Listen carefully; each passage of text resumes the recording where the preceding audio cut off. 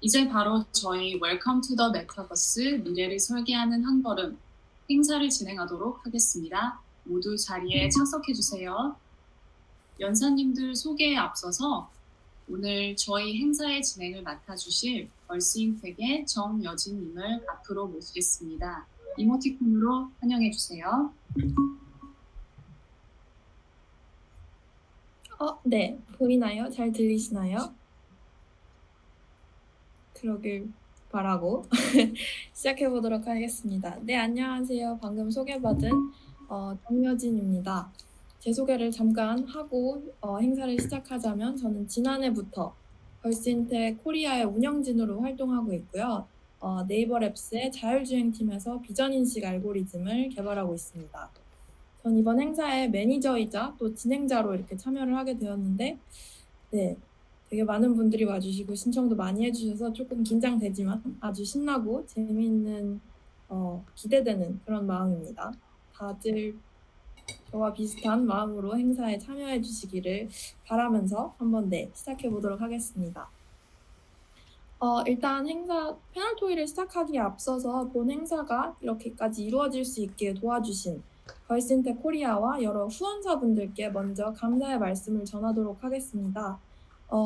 벌스인텍에 대해서 잠깐 짧게 소개를 하자면, 벌스인텍은 이제 미국 샌프란시스코에 본사를 둔 비영리 단체로 전 세계적으로 10만 명 이상의 회원을 보유하고 있고요. 테크나 그리고 스타트업 분야에서 여성들이 성장할 수 있도록 지원하는 것을 미션으로 삼고, 교류, 창업 경진대회, 멘토링 프로그램, 지금 이번 행사와 같은 웨비나 개최 등의 다양한 활동을 하고 있습니다. 한국 지부는 8년 전에 설립되어서 현재 4천여 명 정도의 회원들이 벌스인텍 코리아를 통해서 든든한 연대를 이어나가고 있습니다. 이번 행사는 벌스인텍 코리아뿐만 아니라 원티드, 겟업타운, 그리고 그루브웍스의 든든한 후원과 지원으로 완성이 되었는데요. 현재 여러분들이 계신 이 공간은 겟업타운이라는 플랫폼 내의 원티드 라운지입니다. 원티드는 기술과 데이터에 기반한 채용, 커리어 콘텐츠, HR 솔루션 등의 다양한 서비스를 제공하는 HR 테크 기업으로 벌스인텍과 함께 여러 이벤트를 주최해 왔고요. 메타버스 화상회의 플랫폼인 겟업타운은 가상 오피스, 화상회의에서의 혁신을 주도하고 있는 그런 기업입니다. 지금 돌아다니고 보셔서 아시겠지만 마치 실제 오프라인 이벤트홀에서 돌아다니듯이 여러분의 아바타가 겟업타운 내의 공간을 이렇게 돌아다니면서 사람들을 만나서 대화도 하고 패널 토의도 앉아서 듣고, 또 여러 액티비티, 아래에 있는 설문지나 카드 게임 이런 것들을 즐길 수 있는 그런 가상의 공간입니다. 그리고 마지막으로 마지막으로 이 공간의 디자인은 겟업타운 공식 파트너사인 그루브웍스에서 이끌어 주셨는데요. 이 자리를 빌어서 이런 멋진 공간에서 저희 100여 명의 참가자, 아마 시간이 조금 지나면 더 많이 들어오실 것 같은데, 많은 참가자 여러분들과 함께 행사를 개최할 수 있도록 도와준 여러 파트너사와 후원자분들께 다시 한번 감사의 말씀을 드립니다. 저희 이제 행사 패널 토의를 진행해 볼 건데요. 혹시 배순민 박사님과 이종원 대표님 카메라를 켜주실 수 있으실까요? 네, 감사합니다. 참가자 여러분들께서도 패널 토의를 들으시면서 오디오는 비활성화 해주시는 게 좋을 것 같은데요. 비디오는 켜주시면 훨씬 좋을 것 같으니까 참고하셔서 같이 이모티콘이랑 비디오로 좀 더 인터랙티브하게 행사를 진행해 볼 수 있도록 하겠습니다. 네. 그래서 앞으로 이제 1시간 동안 제 옆에 계신 두 분의 연사님들과 함께 패널 토의를 진행할 건데요. KT의 AI 기술 및 다양한 AI 트렌드를 연구하는 KT AI to Everything 연구소의 배순민 소장님과 사용자 경험 디자인 및 컨설팅 그룹 위디엑스와 한국 최초 겟업타운 파트너사 플러스 마이너스 픽셀의 이종원 대표님이십니다. 이모티콘과 채팅으로 큰 환영 부탁드립니다.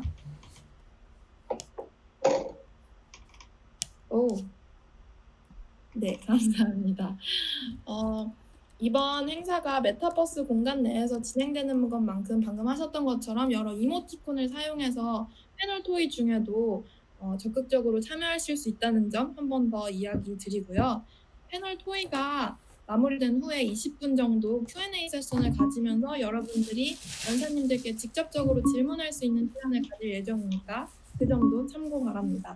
네, 그러면 이제 기다리고 계셨던 패널 토의를 시작해 보도록 하겠습니다. 시작은 각자 소개로 시작을 해보도록 하겠습니다. 배수민 소장님부터 소개 부탁드립니다. 네, 안녕하세요. 저는 지금은 KT AI2Excel 연구소장을 맡고 있고요. KT 오기 전에는 네이버 클로바에서 몇 개의 팀을 리딩을 했었고, 그 전에는 하나 그리고 삼성 테크윈에서 로봇사업부에서 자율주행이랑 드론이나 그 다음에 협동 로봇 그런 로봇 쪽을 했고, 그 전에는 미국에서 공부를 했고, 제가 돌아보니까 제가 20대 대부분은 미국에 있었더라고요. 그래서 저는 박사 끝나고도 좀 있었고 학부 때도 교환학생도 갔었거든요. 그래서 한국에 와서도 한국에 온 지는 벌써 12년 된 것 같은데 한국에 와서도 즐겁게 직장 생활을 하고 있습니다. 네, 오늘 이렇게 많은 분들 오셔서 너무 반갑고, 지금 아마 마이크를 안 끄신 분이 계신 것 같은데 설거지 중이신가 봐요. 그리고 네. 다들 한 번씩 마이크 비활성화되어 있는지 확인 부탁드립니다. 네, 오늘 재미있는 얘기들 해갔으면 좋겠습니다. 감사합니다.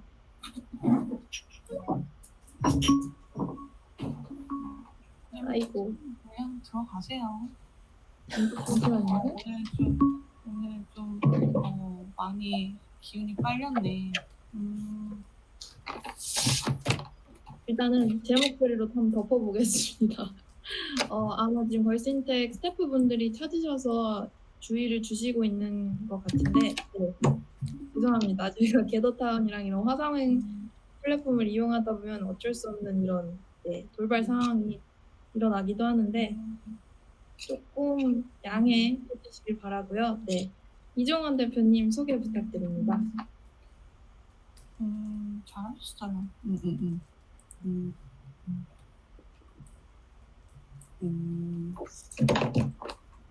결국은 그들도 그들 나름대로 있고, 결국은 막 권주임도 피코가 마음에 안 들지만 끌고는 정리가 되고 난 다음에 소개를 하도록 하겠습니다. 발령나고. 네, 팬분이 잘 막아주시면 그 다음 그들도 소개를 해결책 드릴게요. 크진 않아요. 근데 이제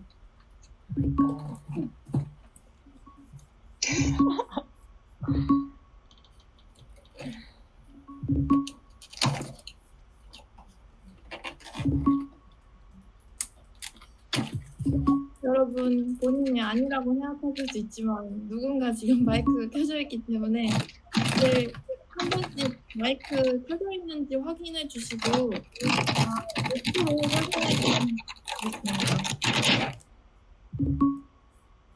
제가 이름을 정말 안 부르고 싶은데 예야만면님 마이크가 켜져 있는데 혹시 마이크 꺼주실 수 있으실까요?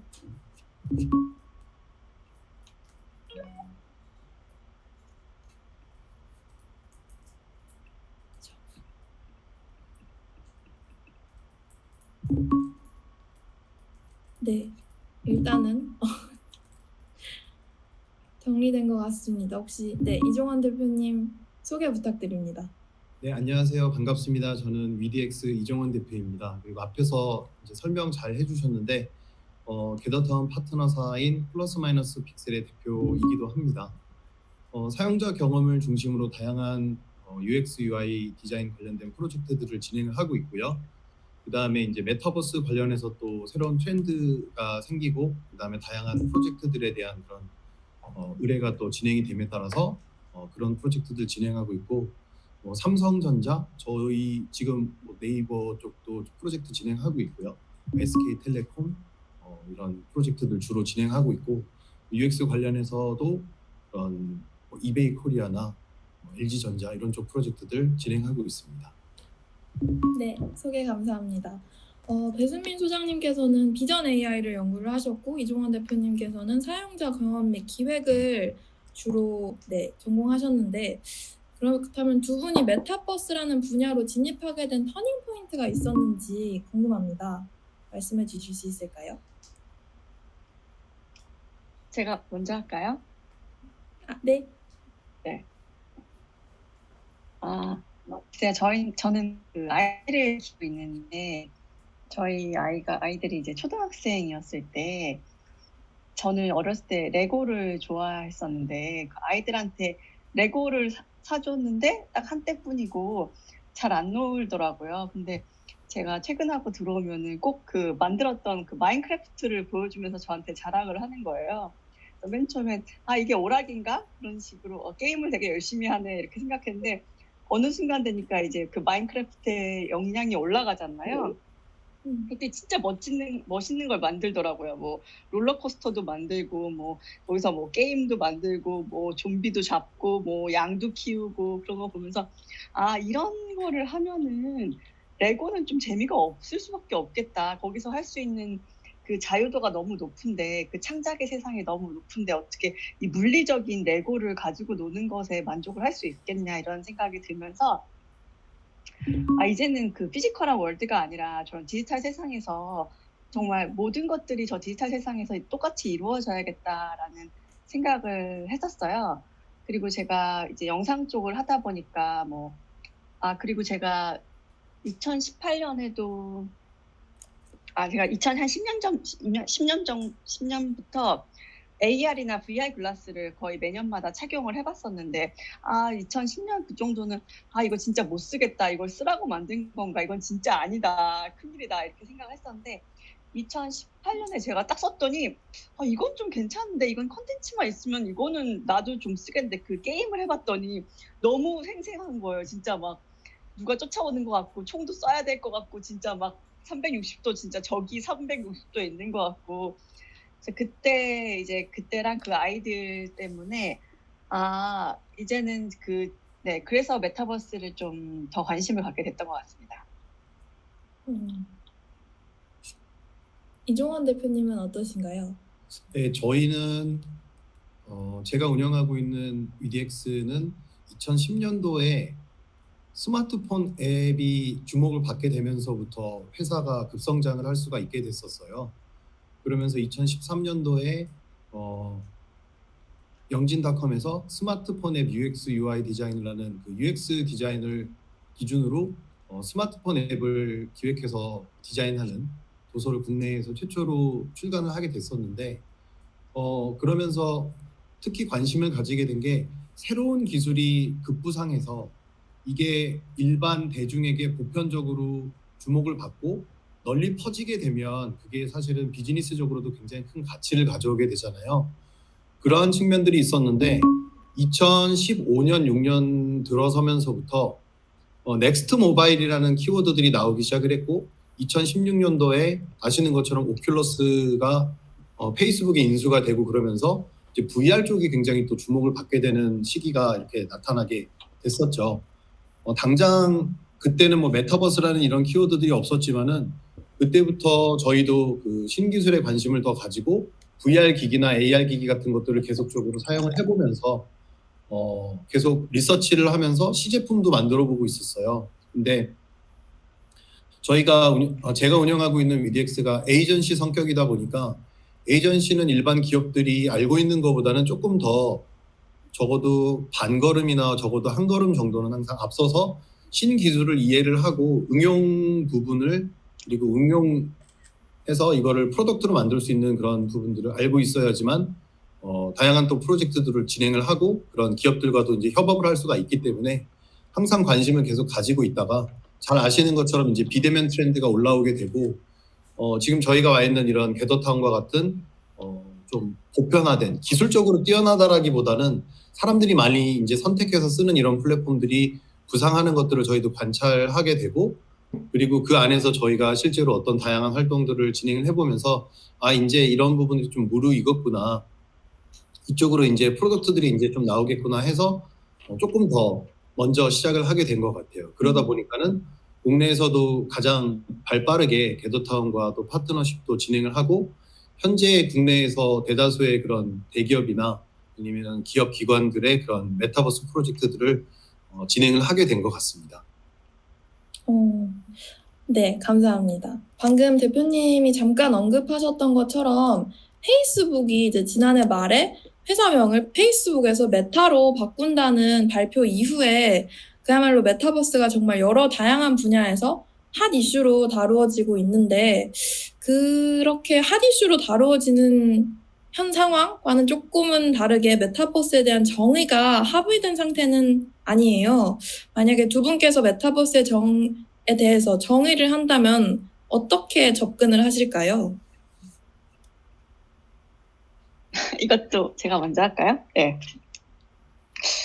정의를 한마디로 하기는 힘들 것 같은데 일단은 몇 개의 그 중요한 키워드가 있는 것 같아요. 가상, 뭐 디지털, 그다음에 현실, 물리적 이런 그래서 이 두 가지 좀 다른 세상이 있는 건데 이 두 가지의 세상을 연결지어서 이제 확장이 되는 거죠.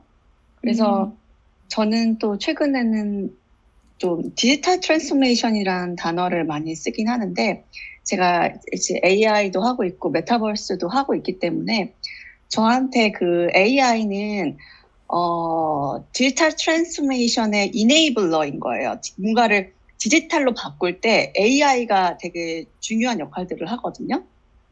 근데 디지털 트랜스포메이션이 됐을 때 그것의 그 결정체는 저는 메타버스라고 생각을 하거든요. 그래서 AI가 어떻게 보면 시작을 해서 디지털 트랜스포메이션에서 디지털 월드를 만들면 그것이 이제 어떻게 형상화되고 사용되는 것은 메타버스로서 사용이 되는 것 같아요.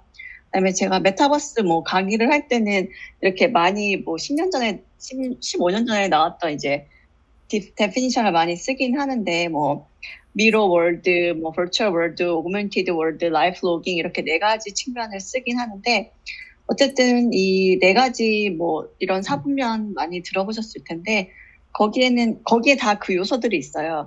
우리가 현실 세계에서 하는 활동들이 가상 세계에서도 똑같이 할 수 있거나 아니면 우리가 현실 세계에서 하는 활동들이 어떻게 정보화돼서 가상의 것에서 또 어떤 경제 활동이나 사회 활동을 할 수 있는 이런 것들이 메타버스인 것 같습니다.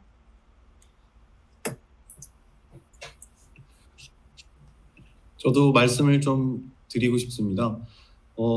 삼성경제연구소 쪽에서도 그 메타버스 관련해서 그 전문 위원 활동을 하고 있고요.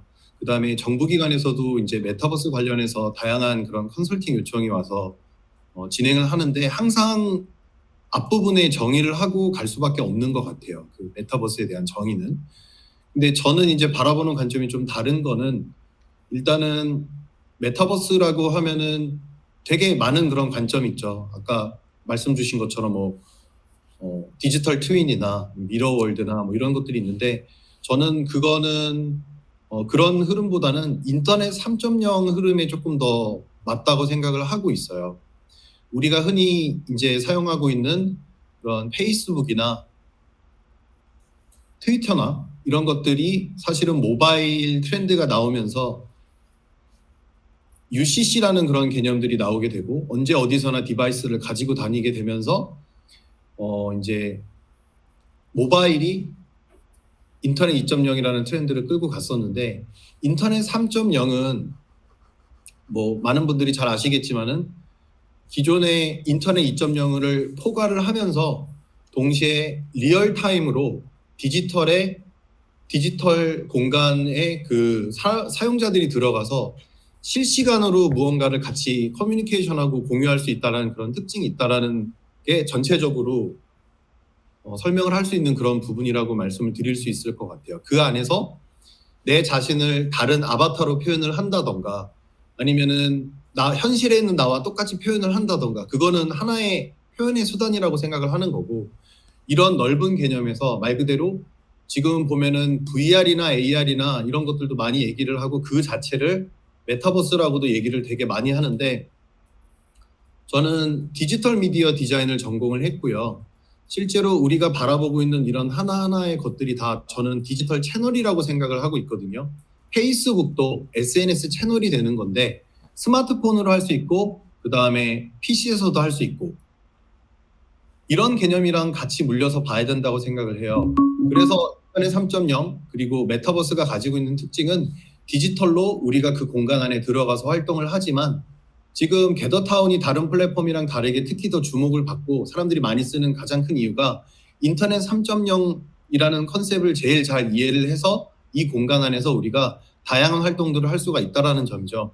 저희가 이렇게 단순하게 만나서 이야기하는 거를 넘어서서 여기에 페이스북을 연결을 한다던가 PDF 파일을 누가 업로드를 해준다거나 아니면은 유튜브를 연결해준다고 하더라도 저희는 이 공간 안에서 같이 음악도 듣고 같이 영상도 보고 같이 PDF도 볼 수 있고 이런 것들이 가능한 건데 반대로 제페토나 이런 몇몇 플랫폼들은 아직까지도 뭐 모바일이라는 되게 훌륭한 채널을 가지고 감에도 불구하고 널리 퍼지지 않는 이유가 인터넷 3.0을 명확하게 이해를 하지 못해서 아직도 인터넷 2.0에 갇혀있는 게임의 그런 폐쇄적인 공간에 갇혀있다고 볼 수가 있는 거죠. 그래서 그 안에서는 단순하게 설문지를 받고 싶어도 받지 못하고 유튜브를 보여주고 싶어도 보여주지 못하고 누군가가 되게 절대 다수를 대상으로 강연하고 싶어도 그러한 부분들이 되지 않는 부분이 좀 아쉬움이 느껴지게 되는 것 같습니다. 그래서 약간 좀 길게 설명드렸는데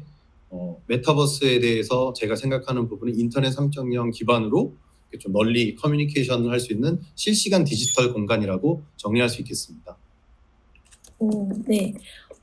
제가 짧게 그럼 제가 이해한 바로는 배수민 소장님께서는 이제 AI를 도구로서 활용을 해서 세상을 디지털화 시켜서 그렇게 해서 형상화된 결과물이 메타버스다라는 이야기를 해주셨던 것 같고 이종원 대표님은 인터넷 3.0에 대해서 조금 더 강조를 하시면서 실시간으로 디지털 공간 안에서 다양한 활동을 할 수 있도록 마련한 그런 수단이자 공간이자 플랫폼이라는 말씀을 해주셨는데 이전까지도 가상의 아까 말씀하셨던 마인크래프트라든지 심즈처럼 가상의 게임 세계 또는 싸이월드 같은 가상의 그런 사이버 스페이스, 가상 공간 등이 있어 왔는데 최근에 메타버스가 이렇게까지 급부상하게 된 원인이나 배경이 있을까요?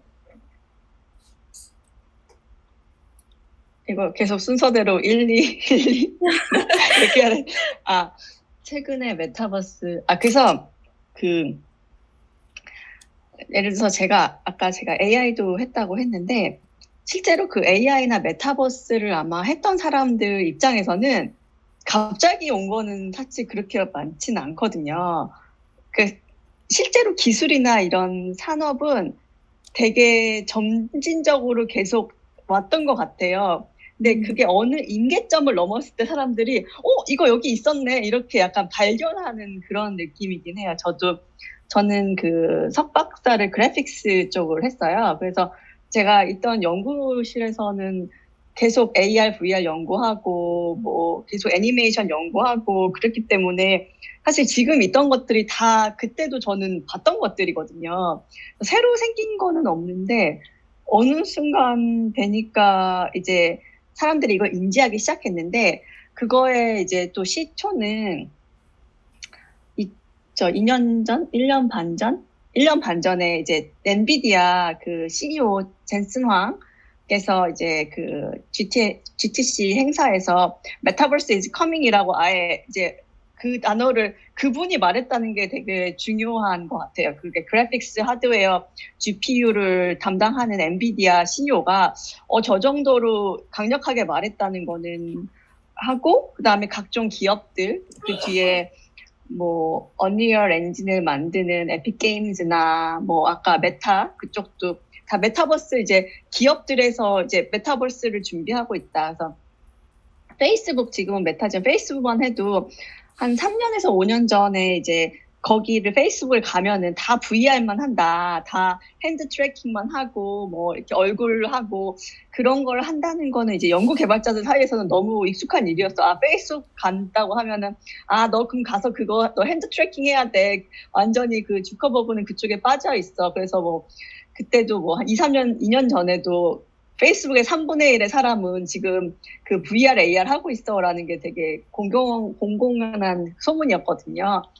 그러니까 기술은 어떻게 보면 계속 준비해 있었고, 뭐 AR, VR 하던 분들도 이제 한번 10년 전에 되게 엄청 떴다가 이제 다시 좀 시들었다가, 그래서 요즘에 뭐 물 들어오니까 노를 저어야 된다. 그래서 이제 어떻게 보면 메타버스라는 그 배에 올라탔다고 해야 되나?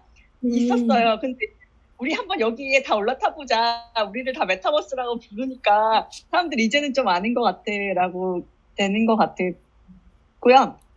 이제 저도 이제 예전에는 한 2년 전에 계속 AI 세미나 많이 발표했는데 요즘 메타버스 세미나 진짜 많이 하는데 이게 AI라는 것만 해도 기술이라서 이제 남이 해야 될 일인데 메타버스 하니까 뭔가 이 게임과 SNS에 익숙한 세대들이 이건 좀 이해할 수 있을 것 같아. 이건 기술이 아니라 뭔가 내가 사용하는 어플리케이션인 것 같아. 이렇게 해서 정말 남녀노소를 가리지 않고 메타버스에 지금 다들 좀 빠져 계신 것 같긴 합니다. 감사합니다. 그러면 그런 기술을 상용화하고 계시는 이종원 대표님은 어떻게 생각하시나요? 이렇게 급부상하게 된 배경에 대해서. 저희는 일단은 바라보는 관점이 비대면 시대가 도래한 게 일단은 가장 큰 이유가 됐다라고 보여지고요. 그러다 보니까는 자연스럽게 비대면인 상황 속에서 사람들끼리 만나야 되는 그런 거에 대한 기술적인 요구 사항들이 계속적으로 생기게 되는 거죠. 그러면서 이제 저희 같은 경우에는 업체 쪽이나 그런 기업 쪽에서도 사실은 그런 거에 대해서 선행 연구에 대한 요청이나 이런 부분들이 많이 와서 그러니까는 저희도 갑작스럽게 줌을 되게 많이 써야 됐던 때가 있었잖아요. 그러면서 시기적으로 물리면 그전에도 사실 VR, AR 되게 많았었는데 그것보다는 저는 기술을 바라보는 관점이 약간은 고급 기술보다는 보편화돼서 널리 쉽게 사용할 수 있는 기술이 오히려 더 파괴력이 강하다고 보는 그런 입장이었는데 이런 PC 기반으로 이렇게 사람들이 또 줌을 쓰게 되고 그러면서 이러한 가벼운 인터페이스지만은 줌이 가지고 있는 그런 피로감 같은 것들을 이렇게 물리적인 디지털로 만든 디지털의 물리적인 그런 공간들 같은 것들을 만들어 놓음으로써 해결이 되는 이런 것들이 스타트업이나 이런 곳에서 나오게 돼서 이런 것들이 널리 퍼지게 되고 사람들이 써보니까 더 괜찮아지고 그러면서 이제 아름아름 퍼져나가게 되고 그래서 이제 자연스럽게 그런 시대적인 상황과 이러한 기술적인 시도 그게 이제 하이테크 기술보다는 이렇게 로우테크지만은 좀 약간 오픈소스나 이런 부분들이 잘 모여가지고 된 부분이라고 볼 수가 있겠고 특히 한국 같은 경우는 저희가 지금 모여서 이 주제에 대해서 논의하고 있지만 뭐 게더타운에서도 사실 뭐 그쪽 담당하시는 분들 한국 지사분들이랑도 이야기 되게 많이 하지만 특히 한국 같은 경우는 게더타운 쪽에서 직접적으로 이렇게 로컬라이제이션이나 프로모션을 하지 않아도 바이럴하게 자연스럽게 이렇게 성장한 그런 케이스라고 또 직접 언급할 정도로 관심사가 또 되게 많았던 것 같아요. 기술에 대한 수용. 그래서 우리나라에 특히 메타버스 이런 부분들이 더 빨리 많이 퍼지게 되지 않았나 싶습니다.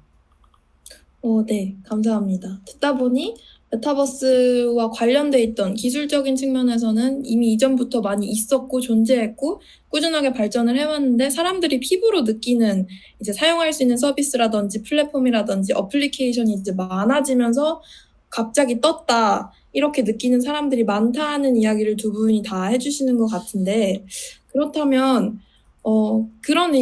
여기에서 조금 더 나아가서 이제 메타버스가 근미래에 더 가져올 사회, 문화, 경제 전반적인 변화들에 대해서 조금 더 자세하게 이야기를 해보면 좋을 것 같아요. 그래서 그런 쪽에서 봤을 때 그렇다면 우리가 이제 문화를 소통하는 방식이나 사람들 간의 소통 방식, 사교 활동에는 물리적인 공간에서 이루어지는 것과는 어떤 변화가 있을까요?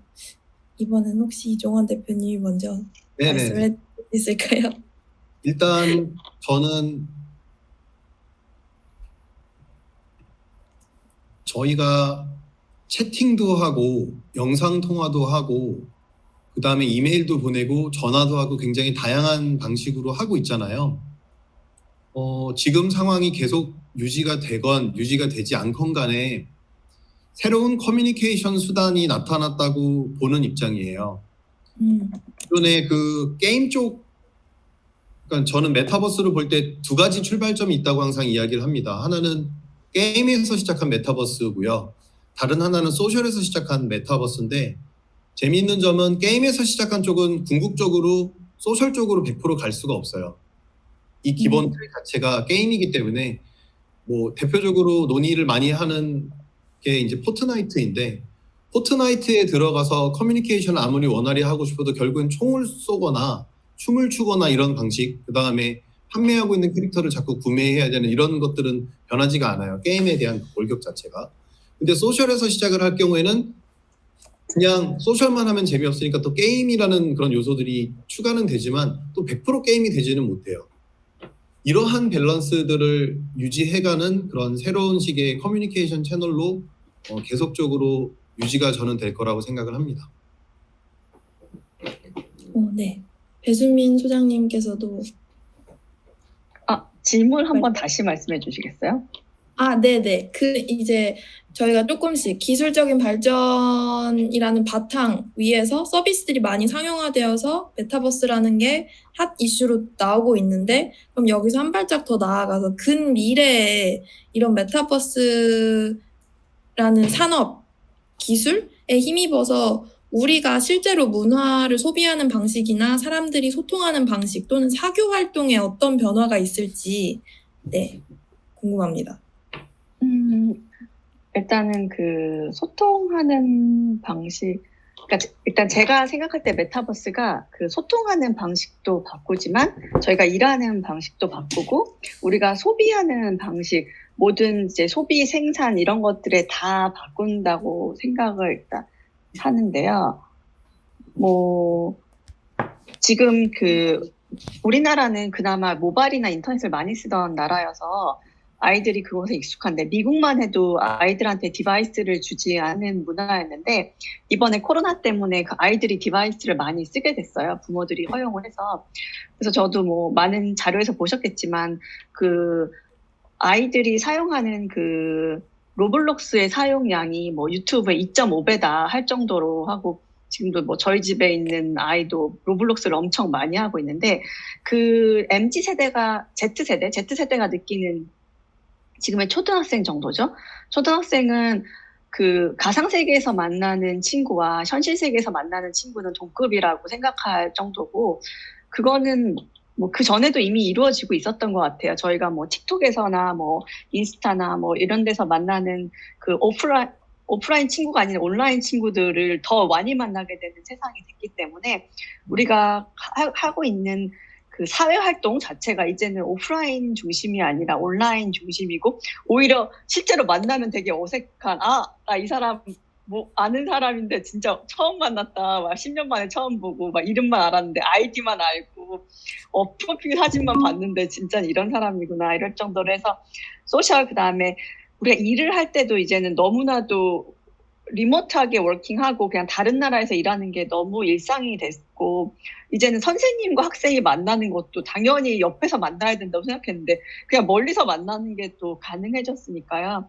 사회 활동에 대해서는 이제는 완전 변한 거죠. 뭐 거기서 덧붙여서 이제 경제 활동 우리가 무엇을 하는지 어떤 돈을 쓰는지도 달라지고 가상 화폐를 쓴다든지 디지털 월드에서 소비를 하는 것도 많아지고 생산에 대해서도 지금 많은 제조업들이 디지털 트윈을 통해서 거기서 이미 시뮬레이션을 돌려서 그거에서 공장을 짓고 시작을 했기 때문에 우리 삶의 소통, 소비, 생산 이런 모든 것들에서 아예 다른 세상이 온 것 같습니다.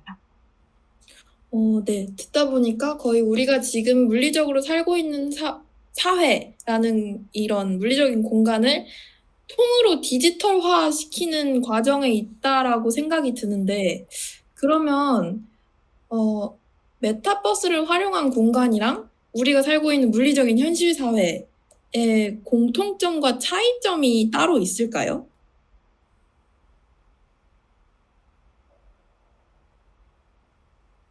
질문을 조금만 더 구체적으로 해주시면 좋을 것 같습니다.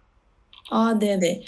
저는 아직도, 저도 아직 그 로블록스나, 마인크래프트를 가지고 놀았던 아직 어린, 온라인이 더 익숙한 세대가 아니라서 어느 정도는 좀 분리해서 생각을 하게 되는 것 같아요. 내 몸이 살고 있는 물리적인 사회는 이거고, 온라인으로 일어나는 가상세계는 약간 가상이다라고 받아들여져서 메타버스랑 제가 살고 있는 현실 사회를 조금 분리해서 생각을 하게 되는 것 같은데, 그럼에도 불구하고 지금 두 분께서 해주시는 말씀이 물리적인 사회에서 일어나는 모든 것들, 경제활동, 소비활동, 사교활동, 이 모든 게 다 디지털화되면서 메타버스라는 공간 내에서도 이루어질 수 있다라는 이야기를 해주시는 것 같아서, 만약에 이 두 공간, 이 두 세계에 대해서 공통점 그리고 차이점이 있다면 어떤 게 있을지. 네. 제가 이번에는 먼저 또 말씀드리도록 하겠습니다. 일단 그러니까 모든 것을 다 디지털화할 수는 없다고 봐요. 그리고 어떠한 것들은 메타버스가 아니라 그냥 모바일 앱처럼 간단하게 이렇게 인터페이스로 제공을 하는 게 더 편할 수도 있기 때문에, 그리고 완전히 100% 못 가는 현실 세계에서만 할 수 있는 그런 부분들도 있기 때문에 저는 무조건 다 디지털화로 간다라는 거에는 약간 동의는 하진 않고요. 그리고 디지털로 옮겨진다고 하더라도 그런 시도 되게 많아요. 슈퍼마켓을 똑같이 VR로 만들어서 내가 슈퍼마켓에 들어가서 사는 거랑 동일한 경험을 VR로 제공해 준다고 하지만 실제로 보면은 사실은 똑같이 만든다고 편하지는 않거든요. 그리고 지금 게더타운 저희가 지금 들어와 있지만은 메타버스라고 하면은 무한대의 디지털 공간이라고 볼 수 있겠지만은 제가 UX UI 전문가라서 그렇게 말씀드리는 걸 수도 있겠지만은, 우리가 데스크톱을 이용하면은 키보드랑 마우스를 이용해서 조작하는 거를 벗어날 수 없고, 모니터가 가지고 있는 그 영역의 한계는 있는 거죠. 그리고 VR을 사용한다고 하더라도 어쨌든 그 헤드마운트 디스플레이랑 컨트롤러를 사용하는 거에는 불변함이 없는 거죠.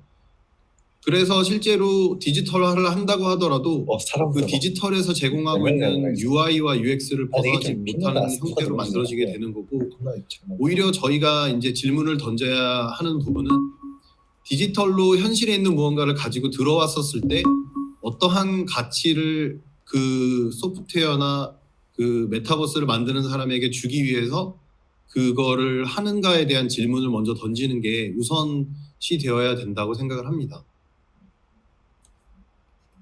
네, 감사합니다. 배순민 소장님도 혹시 의견 있으실까요? 네, 저희가 이 메타버스란 단어가 처음 등장한 것이 이제 30년 전에 스노우 크래쉬라는 이제 소설에서 등장한 거예요. 이제 그 등장을 메타버스란 단어도 등장하고 아바타라는 단어도 처음 등장했는데, 거기서 주인공의 직업이 이제 다른 거예요. 메타버스 안에서의 직업과 이제 현실 세계에서 그 직업이 달라서 그거를 이제 아바타라는 몸을 입고 이제 가상 세계에 들어가서 다른 직업을 하게 되는 거죠.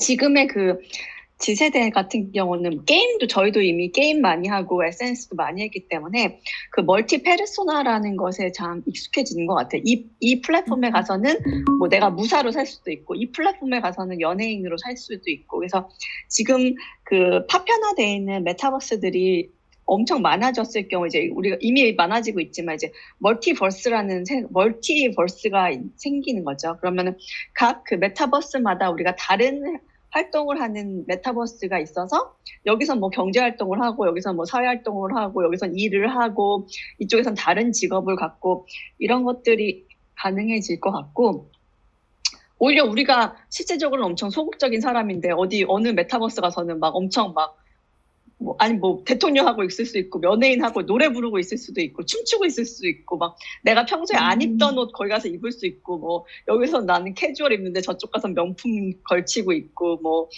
그래서 조금 우리가 그 상상 속에 그 마인크래프트가 그런 것 같아요. 우리가 살고 싶은 집이 있잖아요. 하지만 뭐 우리 집에 그 롤러코스터 못 놓잖아요. 수영장 못 놓고. 근데 그쵸. 이제 내가 지금 현실에서 누릴 수 없는 것들을 이제 가상에서 누릴 수 있고, 지금 그 실물 경제가 한 8경 정도 돼요. 8경.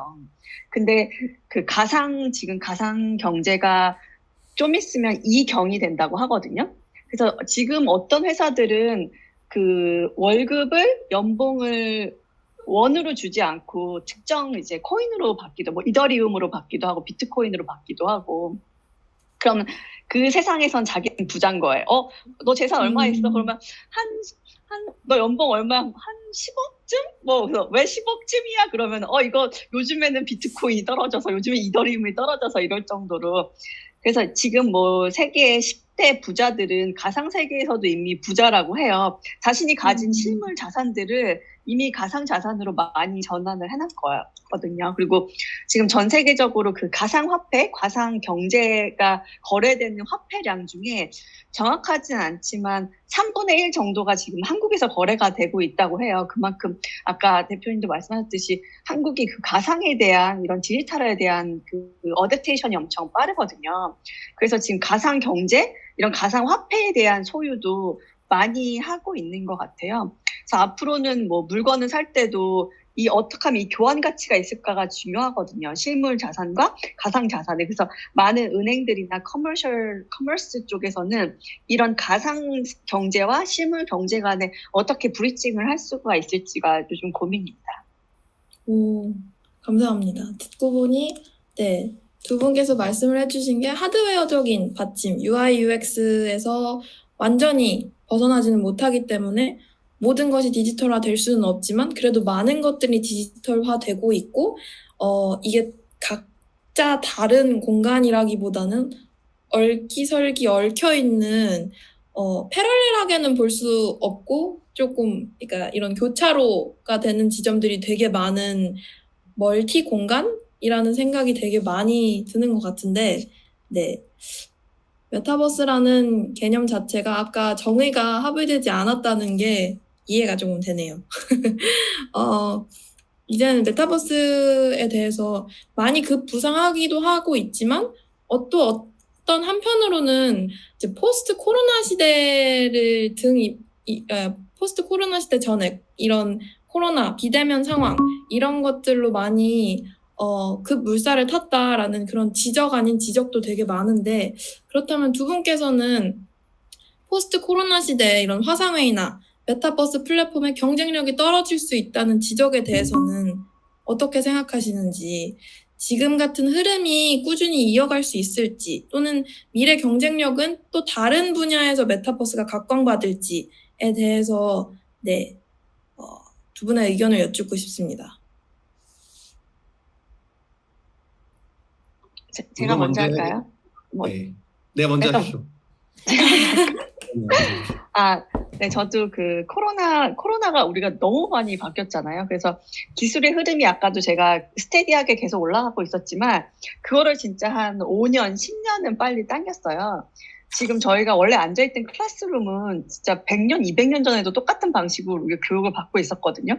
그만큼 우리가 안 바뀌었던 거예요. 바뀌었어야 되는데. 근데 어느 순간 이제 학생들이 집에서도 공부할 수 있다는 사실을 알아버린 거예요. 뭐야, 출석 체크 맨날 했어야 되는데 그게 아니었어? 그리고 선생님들도 뭐야, 나 우리 학교에 있는 학생만 가르칠 수 있는 줄 알았더니 뭐야, 딴 나라에 있는 학생도 가르칠 수 있네? 뭐 이렇게 완전 지금 다르고, 일을 하는 것도 뭐야, 회사 맨날 출근해야 되는 줄 알았더니 출근 안 해도 회사 잘 돌아가네? 막 이렇게 달라진 거예요. 그래서 뭐 이제는 우리 삶 속에서는 이제 많이 달라지기도 했고, 아까도 제가 가상 경제를 했는데, 이 시대가 이게 약간 탈정부와 탈중앙화에 대한 흐름도 있긴 하거든요. 우리가 지금 달러랑 원 이런 국가들이 컨트롤하는 경제 시스템 속에 있는 거예요. 근데 이 디파이라는 쪽은 뭔가 그런 탈정부, 무정부까지는 아니지만 탈정부해서 뭔가 좀 다른 방식으로 이런 경제 시스템을 만들고 싶다라는 구조도 있어서, 교환 가치, 저도 이게 이런 가상 경제 속에 그쪽 분야에서 일하는 이제 기업들의 뭐 C 레벨들이랑 얘기를 하게 되면은 완전 좀 패러다임이 많이 다른 것 같아요. 우리가 그동안 믿었던 돈이라는 것이나 부자라는 것의 개념들이 좀 달라지는 것 같고, 지금까지 저희가 생각했던 물리적 세상에서의 삶이 다가 아니라 가상세계의 삶이 더 많이 중요해지고 사람들이 더 많이 소비를 하게 되고 그런 나라 간의 경계가 또 없어지기도 해서 이 지금 메타버스 속의 흐름은 정말 놀랍도록 몰입을 하게 되는 것 같아요. 많은 정부들도 기업들도 이제 메타버스 속에 올라타려고 하고 아까 웹 1.0, 2.0, 3.0 말씀하셨는데 웹 1.0은 한 94년부터 2004년 그 정도를 말을 하고 이제 웹 2.0은 그 다음 웹 3.0 그래서 메타버스가 3.0으로 되는데 이 인터넷과 모바일 시대가 되면서 뒤처진 기업들이 몇 개 있었어요. 오프라인에서 되게 강자였는데 모바일이랑 웹이 되면서 강자 그 패권을 잃은 기업들이 있었거든요. 근데 그 기업들은 더욱더 절실하게 어떻게 하면 메타버스 안에서는 그 1위를 지킬 수 있을까가 되게 간절해요. 그래서 기업들이 이런 패러다임 시프트 아날로그에서 디지털 그다음에 저희가 인터넷 모바일 시대가 됐을 때 그 흐름을 놓친 기업과 잡은 기업들 예를 들어 최근에는 뭐 카카오나 페이스북 같은 기업들이 흥하는 거를 이미 봤기 때문에 기업들은 이 흐름을 오히려 만들어내고 그래서 이렇게 사이클이 이렇게 선순환이 되고 있는 것 같아요. 네, 소비와 생산이나 이런 정부적으로 그런 것 같습니다. 이종원 대표님 의견도 궁금합니다. 네, 뉴노멀이라고 하죠. 지금 최근에는 이제 사용하지 않는 갑자기 올라갔다가 최근에는 또 많이 못 듣는 단어인데 지금 저희가 줌도 이제는 좀 쉽게 사용할 수 있는 채널이 됐고 줌 사용하는 방법 이제 웬만큼 다 아는 거죠. 그리고 업무도 그렇게 비대면으로 진행했었던 것들도 이제 경험을 다 하게 됐고 그러다 보니까는 이제 디지털로 이렇게 해서 만나는 것들도 사실 아까 박사님 말씀하신 것처럼 지금 저희 몰입해서 지금 만난 것처럼 얘기를 하고 있잖아요. 피지컬 공간은 지금 각자의 공간에 있지만 비대면 상황이 종료가 된다고 해서 이미 익숙해진 그 디지털 가치와 효용성이 바로 없어질 것 같지는 않습니다. 그리고 활용도도 사실 굉장히 높고 그다음에 여러 분야에 다양하게 이제 활용을 할 수가 있는 그런 부분이기 때문에 점점 저는 수요가 더 늘 거라고 생각을 하고 있고요.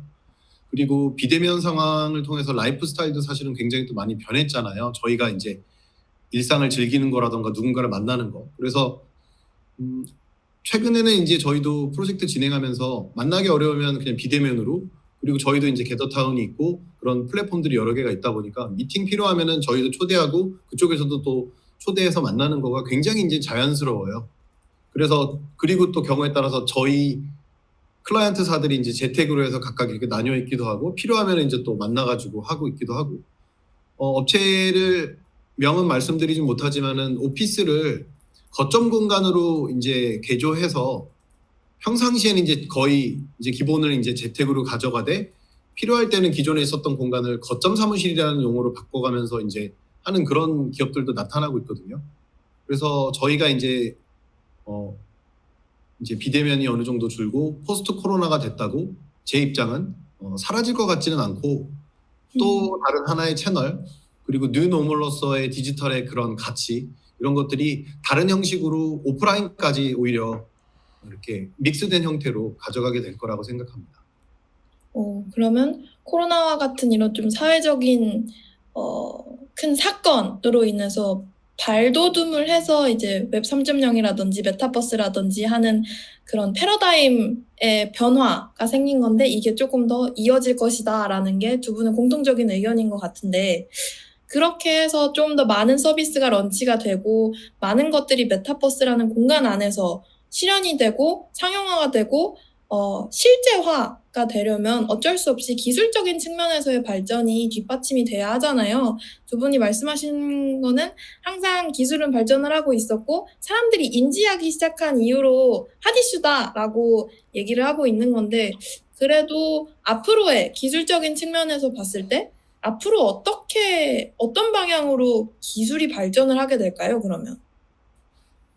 질문 자체가 너무 브로드하긴 한데 이전에 저희한테 주셨던 그 스크립트에 있는 내용으로 몇 가지 좀 말씀을 드리자면 지금 메타버스 관련해서는 현재 있는 메타버스는 되게 초보적인 단계에서의 메타버스라고 말씀드릴 수 있을 것 같아요. 지금 저희가 와 있는 이 공간 자체를 메타버스로 저희가 부를 수 있지만 가장 중요한 점은 기술적인 요소에서 메타버스 이외의 다른 거는 지금 들어와 있지 않다라는 거죠. 무슨 얘기냐면 여기도 디지털 공간으로 만들어져 있지만 실제로 어떤 서비스를 제공하기 위해서는 사람이 들어와서 직접 서비스를 제공을 해야 되는 거죠. 그런데 메타버스의 기술의 발전이라는 그런 질문에 대해서 답변을 드리면서 지금 제가 이제 말씀드리는 건데, 이후에 저는 첫 번째로는 인공지능 관련된 그런 서비스들이 메타버스 공간에 자연스럽게 들어올 거라고 생각을 합니다. 그래서 저희가 지금 챗봇도 사실은 UX적인 관점이 굉장히 부족하고 완성도가 높은 그런 부분들이 없기 때문에 사실 기술 자체는 되게 뛰어나요. 근데 그런 부분들 때문에 지금 상용화가 되게 안 되고 있는데, 이런 공간에 들어왔었을 때 지금 걸스인텍에서도 안내하셨던 그 방송을 읽으셨던 분이 계셨고, 어떤 분이 만약에 어떤 활동을 했었을 때 문제가 있으면 직접 사람이 가서 하는데 그게 아니라 인공지능이 NPC로서 안내를 대신하거나 아니면은 어떤 상담을 대신 진행을 해주거나 이런 부분들이 이제 가능해지는 거가 이제 그 이후에 메타버스에 필요할 거라고 생각하고 있고, 두 번째는 로블록스가 제일 잘하고 있고 국내의 대다수 업체들이 사실은 거의 못하고 있는 것 중에 또 다른 거가 멀티 OS 대응이랑 크로스 플랫폼 대응이 지금 안 되고 있어요. 저희가 게더타운 하고 있지만 플레이스테이션 들어가서 게더타운 못 하죠. 근데 로블록스는 그런 크로스 플랫폼이 되거든요. 엑스박스와 그 다음에 PC와 모바일 간의 만남 같은 거.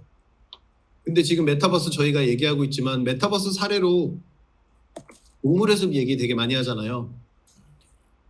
아, 네네. 근데 동물의 숲은 사실 굉장히 폐쇄형이거든요. 인터넷 없이도 내 공간 내가 만들 수 있는 거죠. 그쵸. 누군가가 찾아오게 하기 위해서는 인터넷이 연결이 되어 있어야 되는데 동물의 숲은 닌텐도 스위치에서밖에 안 되는 거죠. 모바일 앱이 있지만 호환 안 되고요. PC에서 못하고. 그래서 진정한 의미로 메타버스가 나중에 기술적인 발전을 가져고 간다라고 하면은 인공지능과 그 멀티 플랫폼, 크로스 플레이, 멀티 OS 이런 대응들이 따라와 준다라고 하면은 충분히 더 큰 발전과 확산이 이루어질 수 있지 않을까 싶습니다. 네, 감사합니다. 배수민 소장님 의견도 들어볼 수 있을까요? 네.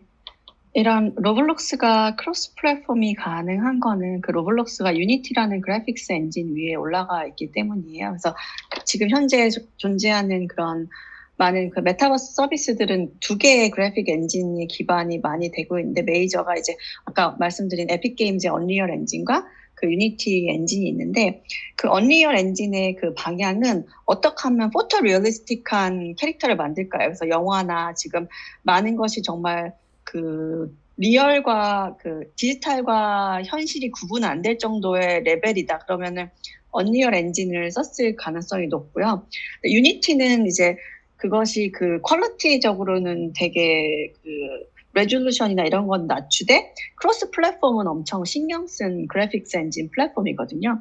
사실 이거 외에도 또 많은 뭐 그래픽스 엔진 플랫폼들이 있어요. 엔진들이 있어요. 그래서 그거에 따라서 지금 달라지고 있기 때문에 그런 엔진 레벨에서의 발전도 기대가 됩니다. 그래서 유니티는 지금 엄청 쉬운 코딩을 할 수 있게 해놨거든요. 그래서 지금 약간 양극단으로 가고 있기는 해요. 그래서 그런 베리에이션도 좀 많아질 것 같고, 디바이스적인 것도 중요한 역할입니다. 우리가 이제 PC를 쓰던 시대가 있었고 모바일을 쓰던 예전에는 누가 아마 빌 게이츠인가 누가 우리 나중에는 PC를 사실은 퍼스널 컴퓨터가 나왔을 때도 사람들이 말이 안 된다고 생각해서 사람들 집마다 컴퓨터가 있을 거라니까. 야, 그 비싸고 그 큰 컴퓨터가 어떻게 집마다 있어. 근데 어느 순간 사람들이 이제 어떤 디바이스를 들고 다닐 건데 엄청 스마트할 건데 그렇게 어떻게 조그맣게 스마트한 걸 만들어 했는데, 이제 뭔가 그런 구글 글라스나 애플이나 메타가 지금 많이 시도를 하겠지만 AI나 VR 같은 그런 디바이스, 그런 우리가 무엇을 사용하는 그런 폼 팩터들이 지금 바뀌어야 된다고 생각을 하고 기대를 하고 있는데, 그랬을 경우에는 또 저희가 손도 자유로워지고 뭐가 좀 자유로워지겠죠? 그랬을 때 할 수 있던 컨텐츠가 또 달라지는 거고요. 그게 달라질 것 같고 아까 AI도 말씀하셨는데 그래서 NPC 그 non-player 캐릭터가 점점 많아져야 되는데 또한 이것이 개인화가 또 많이 돼야 돼요. 나를 위한 어시스턴트가 나와야 되거든요. 그러니까 NPC가 등장을 해도 그냥 제너럴 유저를 위한 NPC가 등장하는 게 아니라 나를 알아서 너 저번에 그거 좋아했잖아. 이번에 그거 나왔더라. 그거 사봐. 뭐 아니면 야, 너 그거 먹지 마. 뭐 이렇게 할 수 있는 거죠. 그래서 그런 것들이 계속 발전할 것 같습니다. 기술적 발전 지금 완전 무한해요. 네. 감사합니다. 네.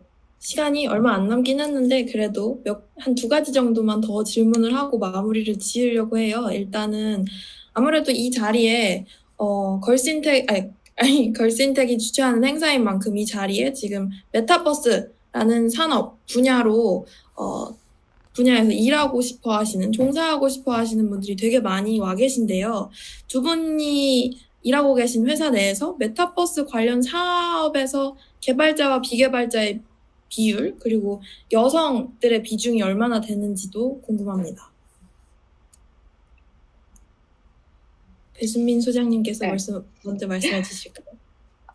저희 KT 안에서 저는 지금 연구소를 맡고 있어요. 그래서 저희 연구소 내에서도 저는 그 음성 인식, 비전, 뭐 내추럴 랭귀지 프로세싱 다 맡고 있고 메타버스도 그 중에 하나라서 메타버스를 하는 사람 중에 여성 인력은 한 3분의 1 정도 있는 것 같아요. 그리고 저희는 그 R&D 하는 곳이기 때문에 그 개발자와 비개발자의 비중은 한 9대1 정도 되는 것 같아요. R&D가 한 9, 그 다음에 그 기획이나 그런 것들은 1 정도 돼서 그다음에 여성의 비중은 뭐 비슷하게 한 3분의 1 정도는 여성이고 저희는 여성 R&D 개발자들도 꽤 많습니다. 저희는 임원 레벨에서는 남녀비가 1대1일 정도예요. 네, 여성 리더분들이 많아요. 네. 아무래도 말씀하신 것처럼 R&D 연구개발 쪽이시다 보니까 개발자가 훨씬 많은 게 조금 더 자연스러운 네. 것 같긴 하네요. 이 VDX는 어떤가요, 대표님? 저희는 여성분들이 압도적으로 많은 것 같아요. 개발 쪽과 관련된 부분에서는 아무래도 남자분들이 좀 많긴 한데 그 비개발이라는 영역에서는 대부분 여성분들의 그 비중이 굉장히 많은 것 같습니다. 그리고 저희 내부에서도 뭐 UX 디자이너, UI 디자이너, 그다음에 메타버스 기획 설계 하시는 그런 분들 모두 다 100% 여성이고요. 그리고 실제로 저희가 메타버스를 프로젝트를 진행을 하고 기획을 하면서 클라이언트사들도 많이 보고 저희가 이번에 그 플로 뮤직앱 아세요? 네네. 플로 뮤직앱에서도 그 게더타운을 출시를 했거든요. 핫플랜드라고 해서 그거를 저희가 이제 기획을 했었는데 그쪽에 계신 분들도 100% 다 여성분들이셨고 근데 저희가 프로젝트를 실제로 진행을 해보면 굉장히 그 전체를 또 잘 보면서도 되게 세부적인 부분에도 굉장히 디테일하게 관심을 가지고 보는 그런 부분들이 만약에 성별을 나눠서 업무하는 방식을 나눠서 본다고 하면은 그러한 부분들이 굉장히 눈에 띄었던 것 같아요. 그리고 일반적인 그런 스마트폰 앱이나 아니면은 그런 웹사이트나 혹은 이런 프로그래밍 그래서 뭐 UI, UX를 한다라고 하면 대부분은 인터페이스의 어떤 화면, 인터페이스의 조작, 뭐 그런 논리적인 측면이 사실은 좀 많은 그런 부분이 있지만은 메타버스 쪽으로 들어오게 되면은 뭐 저희가 지금 와 있는 공간처럼 그냥 단순하게 빈 공간에 책상이랑 그냥 뭐 프로젝터만 있는 게 아니라 나무도 심어야 되고 그다음에 뭐 풀도 있고 커피숍의 공간도 필요하고 테이블도 있어야 되는데 이게 다 하나하나의 선택으로 만들어서 그 위치에 배치를 해야 되는 거잖아요. 이러한 그렇죠. 부분들이 일반적으로 봤었을 때 논리라는 부분보다는 감성이나 통합이나 세부적인 디테일에 대한 그런 관심 이러한 부분들이 필요한데 말씀드리자면은 여성분들이 그러한 것들을 굉장히 잘 작업을 하고 관심도 많이 가지고 계신 것 같습니다. 네. 그러면 이제 제가 준비한 마지막 질문을 묻고 참가자들의 질문을 받아볼 건데요. 현재 지금 메타버스와 관련 산업에서 선두에서 이끌고 계신 두 분의 시각에서 보았을 때 앞으로는 어떤 사람들이 필요할까요? 그러니까 이 분야에 들어오고 싶다라는 분들이 계실 때 어떻게 준비하면 좋을지, 어떤 것들을 염두에 두고 공부를 하거나 준비를 하거나 하면 좋을 것 같다라는 의견을 공유해 주시면 좋을 것 같습니다. 이것도 제가 아마 저는 이제 R&D 쪽 이공계 쪽에 있어서 좀 시각이 다를 수도 있는데 저는 일단 인터디서플리너리한 게 엄청 중요해지는 것 같아요. 그러니까 뭐 수학 과학만 하는 것이 아니라 소프트웨어만 하는 것이 아니라 문화 예술이나 경제 사회 이런 전반적인 것까지 해서 크로스 디서플리너리 인터디서플리너리하게 그거를 그리고 세상을 잘 이해하고 아까 뭐 감성적인 것도 말씀하셨고 막 심미적인 것도 말씀하셨는데요.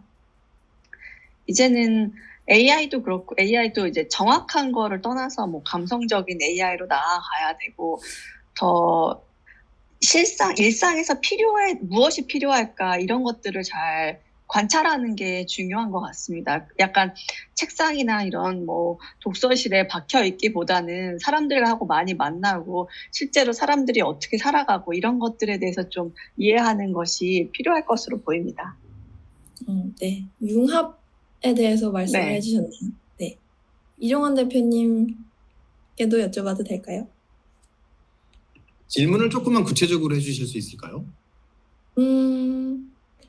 한마디로 이 산업에 종사하고 싶다. 아무래도 미래 지향적인 산업이다 보니까 지금 현재 당장 어떤 공부를 해야 될지, 어떤 마인드셋으로 준비를 해야 될지 조금 감이 안 잡히시는 분들이 많을 것 같아서 좀 대표로 질문을 하는 건데요. 어떤 사람이 필요할까요? 자질이나 스킬에 대해서 말씀을 해주셔도 좋을 것 같고, 네. 저는 일단 무엇보다 관심이 있는 분야인지부터 맞아야 될 거라고 생각을 해요. 그리고 지금 이쪽 분야가 지식이나 이론보다는 산업이 지금 리딩을 하고 있는 분야거든요. 그리고 지금 저희 들어와 있는 게더타운 같은 경우도 게더타운의 플랫폼은 있지만 사실은 어떠한 공간과 어떠한 형태가 이상적인 공간이다에 대한 그런 가이드가 나와 있지는 않아요.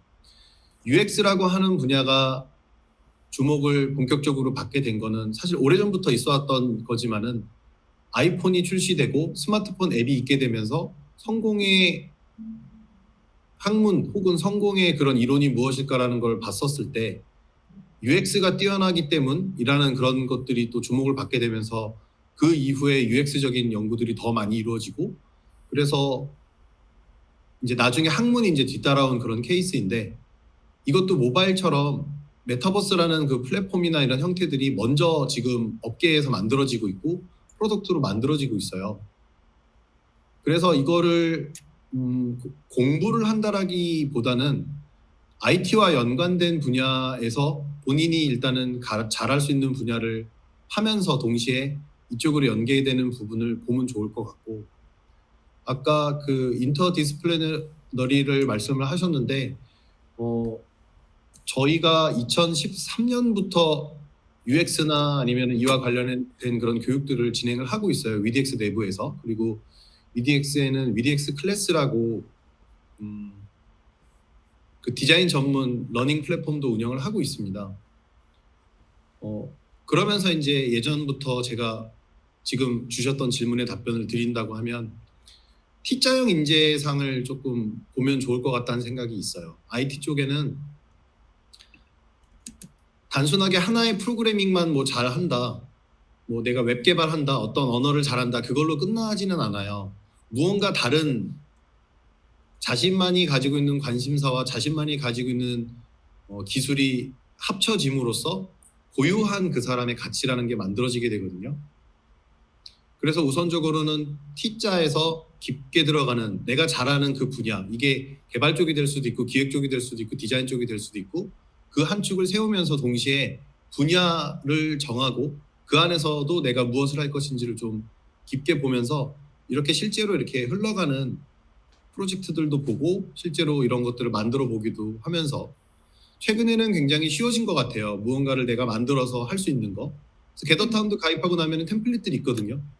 그리고 실제로 이런 형태들도 만들어 보는 것들이 굉장히 쉬워졌습니다. 그러면은 내가 메타버스에 관심이 있다라고 하면은 진짜 이런 공간도 만들어 보고 사람도 불러서 호스팅도 진행을 해보고 뭐 이런 것들이 나중에는 자연스럽게 연결이 되면서 이쪽 분야로 들어와서 할 수 있는 굉장히 그래서 지금 메타버스는 경력자들이 사실 없다고 봐야 되는데 뭐 3년차 경력자 찾습니다. 4년차 찾습니다. 뭐 이런 것도 되게 많은데 지금부터 무언가 하나씩 본인들이 만들어가면서 할 수가 있을 것 같고요.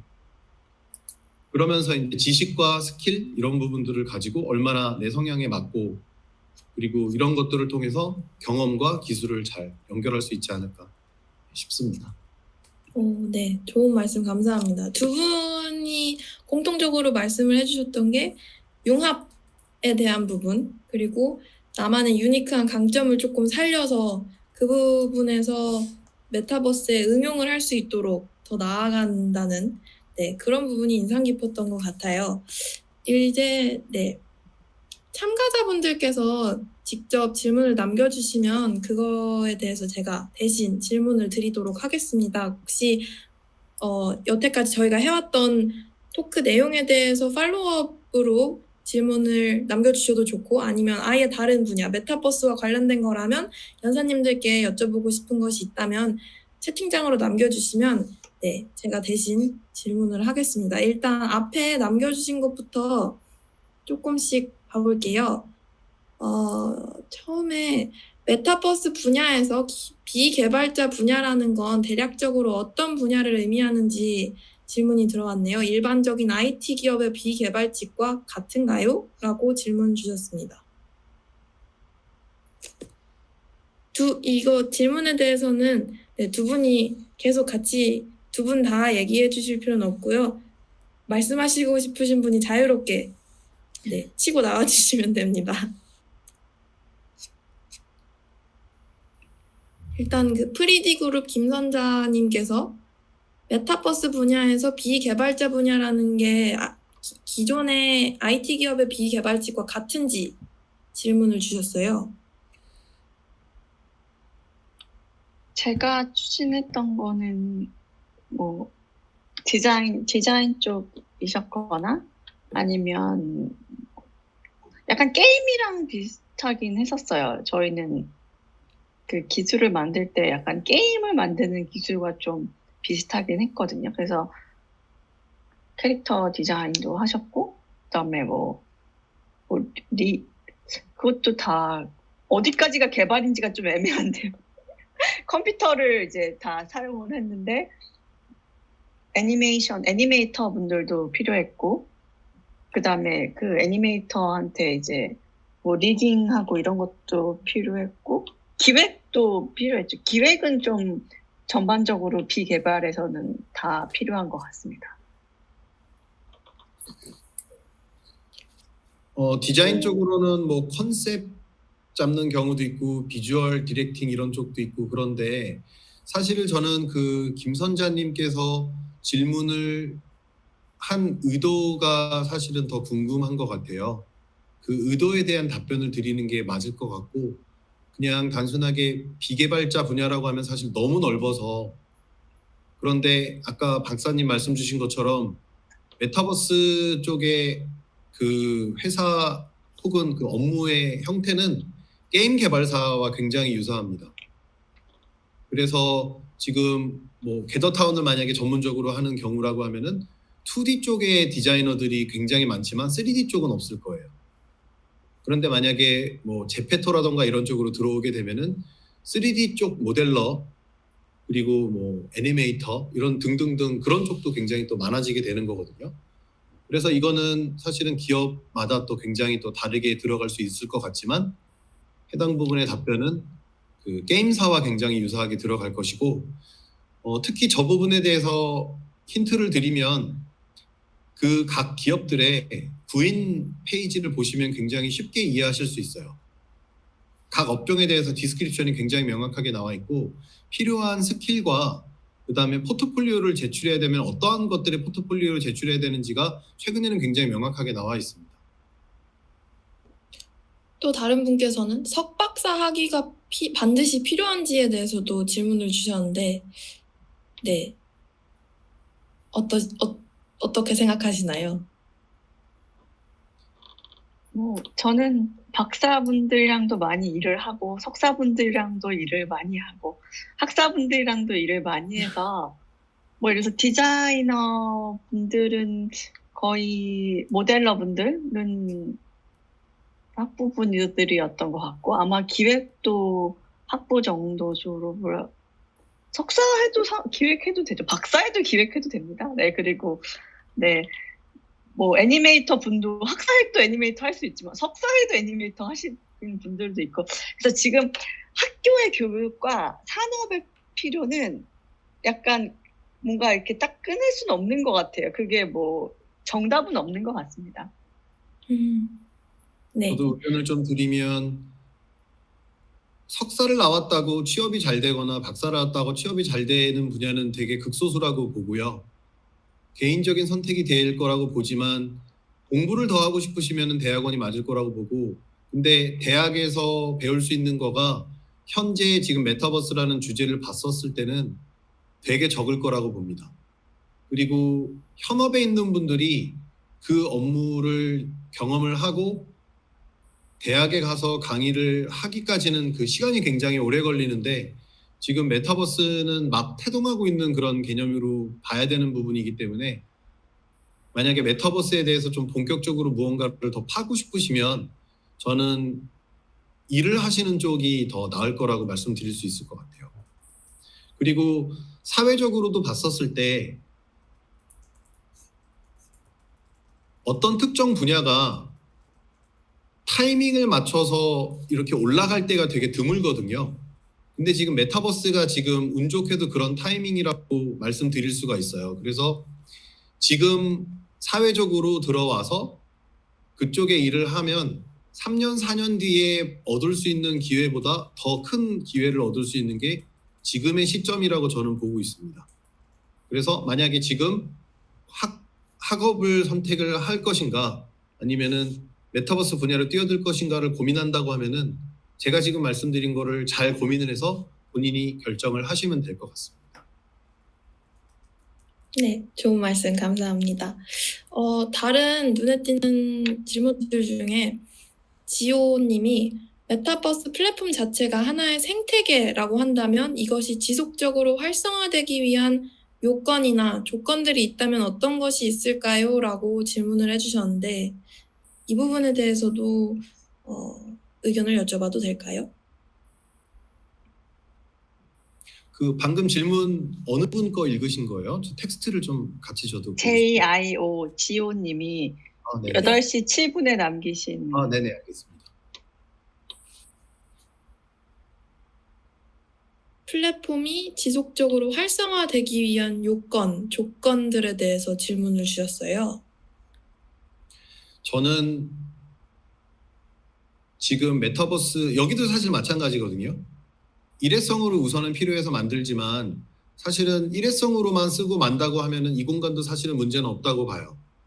근데 일반적으로 저희가 메타버스 플랫폼 요청이 와서 저희가 이런 공간을 기획을 해드리고 만드는 경우에 가장 아쉬움을 느끼는 거는 운영하는 전혀 생각을 하지 않으시고 인터넷 2.0 즉 웹사이트를 구축을 하거나 컨텐츠를 만들어서 올려놓은 정도로 메타버스를 생각하는 경우가 되게 많더라고요.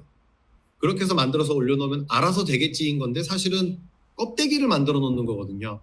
슈퍼마켓을 만들고 그 안에 상품을 배치를 안 하는 거랑 똑같은 형태로 메타버스를 만드는 경우가 되게 많아요. 점원도 없고 상품도 없고 안에서 볼 수 있는 컨텐츠도 없는 메타버스를 만드는 경우가 되게 많거든요.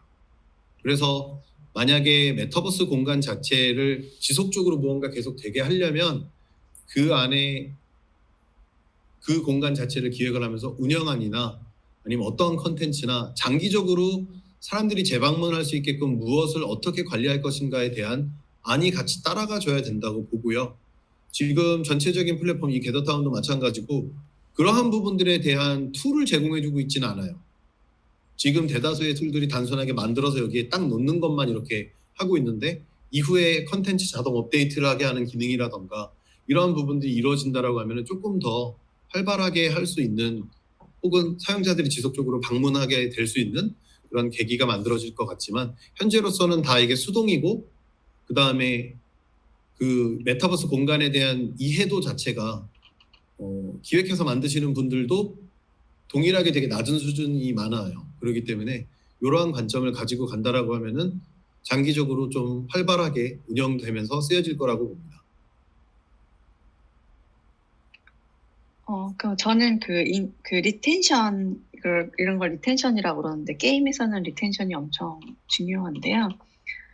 그, 인간의 욕구를 많이 충족을 시켜야 돼요. 그래서 한다고 생각을 합니다. 그래서 관계를 맺는다든지, 그러니까 SNS 같은 거죠. 관계를 맺는다든지, 아니면 내가 여기서 활동을 함으로 해서 성장을 한다든지, 뭔가 레벨이 올라가는 거죠. 이것은 게임에서 온 거예요. 레벨이 올라간다든지, 아니면 뭔가를 소유하게 되는 거죠. 내가 여기서 하는 뭐 가진 것이 엄청 소중해진다든지, 아니면 내가 여기서 하는 활동을 통해서 나의 자산 가치가 올라간다든지, 아니면 뭐 내가 여기서 했던 것을 조금 자랑할 만한 일이 된다든지, 공유를 할 수 있다든지, 이런 것들이 다 갖춰지면은 저희가 한때 SNS나 이런 게임들도 지금 엄청나게 그냥 사라져요. 우리가 지금 게임이나 SNS도 사라지고 만들어지고 있는데 그 중에 남아있는 것들을 좀 살펴보시면 비슷하게 그 인간의 어떤 기본적인 욕구들을 채워주는데 잘 채워줄 거죠. 그리고 우연히 그게 또 타이밍이 맞았던 거고. 그랬을 경우에는 이것이 지속 가능한 플랫폼이 될 것 같습니다. 또 다른 질문 중에 15분에 레드브릭 메들리님이 남겨주신 질문인데요. 메타버스가 게임과 유사하지만 결국은 게임과는 다른 방향이라고 생각하는데 그 핵심은 사람과의 소통, 생산, 경제라고 보는 게 맞을까요?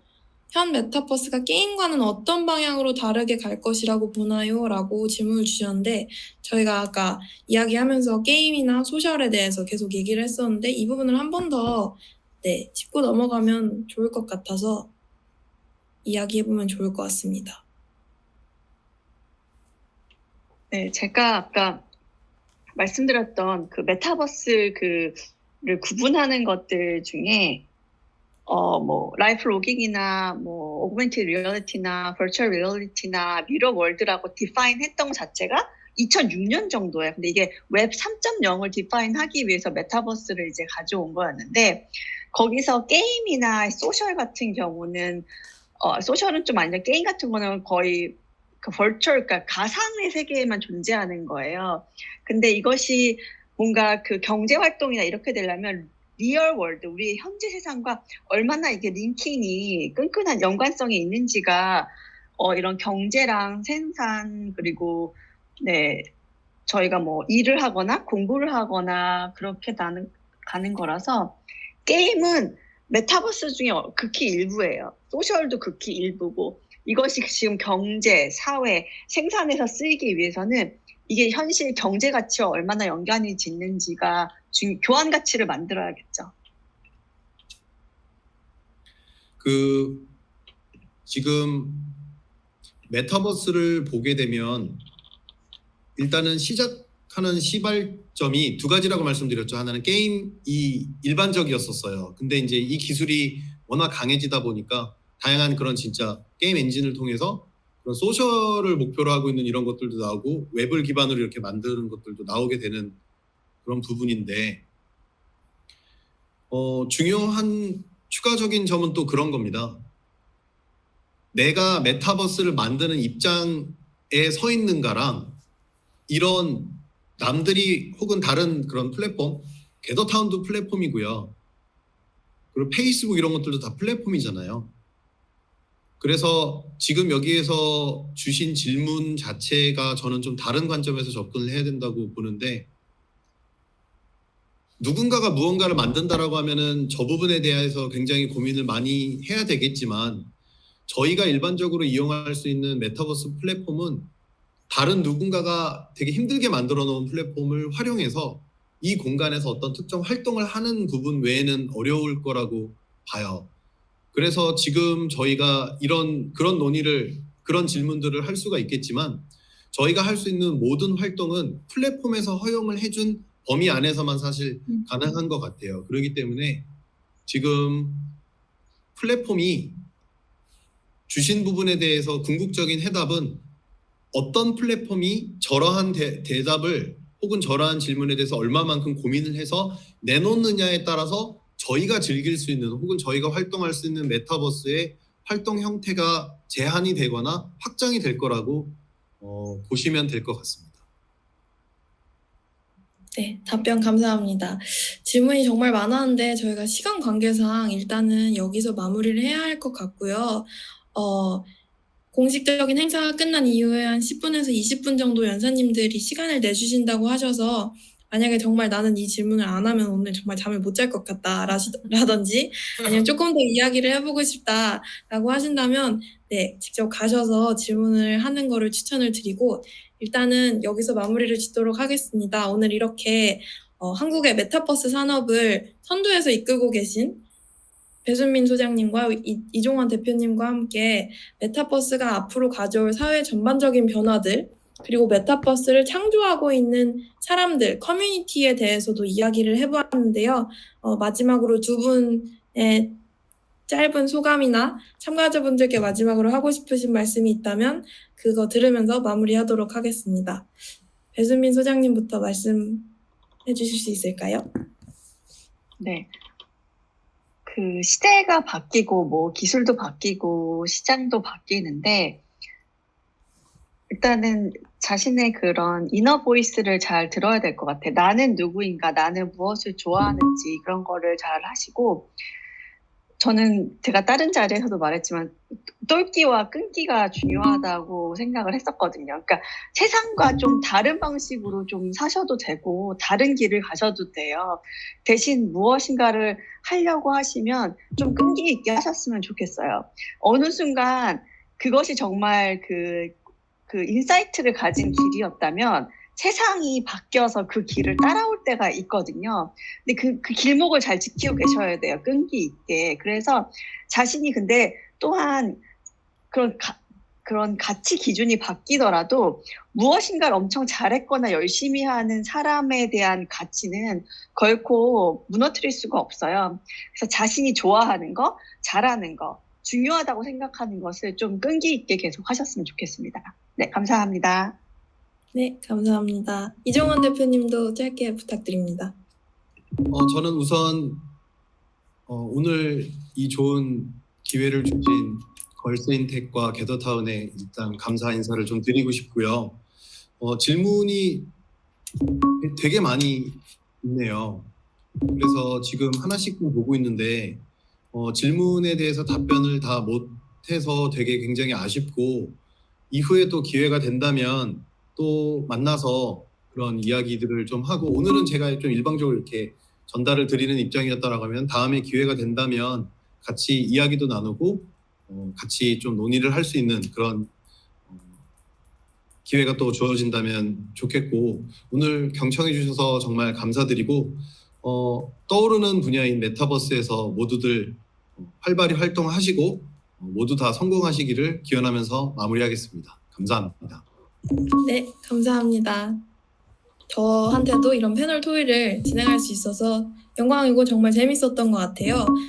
이종원 대표님이 말씀하신 것처럼 이번 행사로 인해서 참가자 여러분들이 가까운 미래에 우리의 생활 방식을 좀 급진적으로 혁신해서 바꾸어 나갈 메타버스에 대해서 더 관심을 가지고 더 뛰어들어서 더 적극적으로 참여할 수 있었으면 좋겠습니다. 여기서 저희 웰컴 투 더 메타버스 행사를 마무리 짓도록 하겠고요. 연사님 두 분은 그 행사가 끝난 이후에 더 이야기하고 싶으신 참가자분들이 계실 수 있으니까 강단 밑으로 내려가서 아마 이야기하시면 전체 방송되지 않고 이야기하실 수 있을 거예요. 네, 그 근처에서 계시면 참가자분들이 찾아가는 방식으로 진행을 하면 좋을 것 같습니다. 오늘 두 분 시간 내주셔서 너무너무 감사합니다. 감사합니다. 네, 감사합니다. 감사합니다.